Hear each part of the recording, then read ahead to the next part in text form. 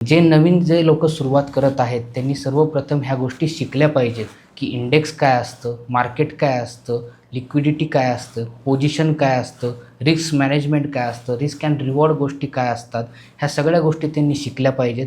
त्याच्यानंतर हे सगळं शिक्षण झाल्यानंतर 3 ते 6 महिने त्यांनी एक पेपर ट्रेडिंग केली पाहिजे. पेपर ट्रेडिंग म्हणजे एक डेमो ट्रेडिंग. तुम्ही एक डेमो ट्रेडिंग अकाउंट बनवा.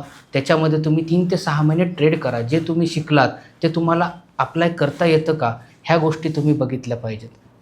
त्याच्यानंतर तुम्ही दुसरी गोष्ट एज्युकेशन एकदा तुम्ही सगळं त्याचं प्रॉपर घेतलं. त्याच्यानंतर दुसरी इम्पॉर्टंट गोष्ट आहे, don't start with a big capital. तुम्ही एक छोट्या कॅपिटलपासून सुरुवात केली पाहिजे.